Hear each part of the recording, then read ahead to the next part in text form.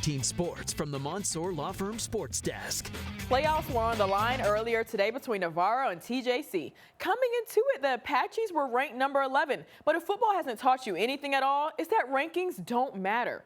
So look, we're at the Trinity Mother Frances Rose Stadium for this matchup. Only thing on each team's mind are the playoffs. It's 3-0. Apaches are already up. The Bulldogs at the goal line. That's Dane Janiche. He finds that gap and he pushes his way right on in to score the first touchdown of the game. After a couple failed attempts to score another touchdown, the Bulldogs decide to kick, and that kick is blocked. And Jacob Robinson, he goes after it and he takes it down the field and down the sidelines, trying to find any gap he can to get to that end zone. But he gets tripped up. But nonetheless, the placement still stands for TJC. And thanks to Robinson, they're in the red zone now. A nice little handoff to Ashton Haynes, and he sneaks into the corner. That's a Gilmar Buckeye native representing right for TJC. The Bulldogs looking to respond now. That's Dane. He's scrambling and spotting Mr. 6'6" Jackson Warren all the way in the end zone, and he's diving, and he gets it. It's now 14-10. Now, this play right here is a little bit tricky. The Apaches, they're taking it, and everyone thinks that they're sending it right through the middle, including me. And then you see Taylor. He darts all the way to the side of your screen, and he gets in.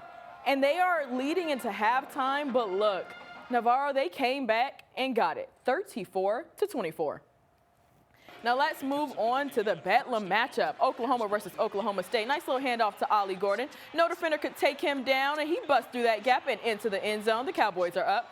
But this wouldn't be a rivalry game without Oklahoma responding, of course. That's Gavin Sawchuk going up the side into the house. The Cowboys defenders went to sleep on that play because you don't see him and I don't see him. 64-yard touchdown just for OU. Now skipping to the fourth quarter, it's 21-17, OU up, but not for too long because Ollie Gordon goes straight up the middle and he secures that game. Oklahoma State beats Oklahoma in the last Big 12 matchup, 27-24. Now moving on to another Big 12 rivalry game is Kansas State versus Texas. Malik Murphy making a statement early on, launching it into the end zone, showing why he should be QB number 1. Second quarter, Texas is waking up now. Toss to C.J. Baxter. He lifts those knees and takes it all the way to the house, even adding a nice little track and field dip there. I appreciate it. But the Wildcats didn't come to get embarrassed. They're down by a touchdown, but hey, not anymore, because Howard to Jace Brown to tie the game up at 27. They head into overtime. It's 4th and goal. Howard not only got pressed and stressed, but he nearly threw an interception. And Texas goes on to win this one in overtime, 33-30. Now, we caught up on all of the games that happened today, college games, but let's throw it back for a second and look at our game of the week between Kilgore and Chapel Hill.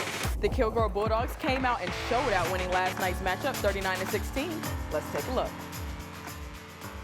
We got number 5 Chapel Hill Bulldogs up against the number 6 Kilgore Bulldogs. It's a matchup to see who really got that dog in them. Both teams with an 8-1 record coming into this one, trying to finish out the regular season strong.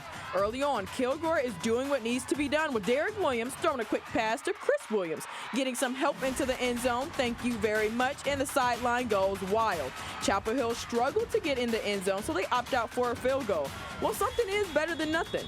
Then Derek Williams, he takes his time rolling out to his left. Then he finds Braden Williams all the way in the back of the field. He only had one job, and that was to catch it and run. And that's exactly what he does. And when you put on a show, you got to send some kisses to the crowd. He was foreshadowing that this game is over as Derek Williams sneaks into the end zone, showing that they're the bigger dog.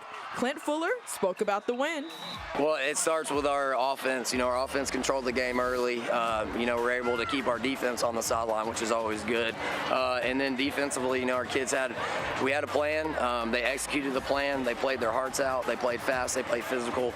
And so I was just really proud of the way we played in all 3 phases of the game tonight. College. Now let me give you something to look forward to, all NFL fans. We got the Cowboys and the Eagles rivalry game tomorrow for a Week 9 matchup. Cowboys are 5-2 while the Eagles are 7-1. The outcome should be pretty obvious, but it never is in a rivalry game. And when the Eagles fell to the Jets, yes, the same Jets that the Cowboys embarrassed this year, that should tell you something.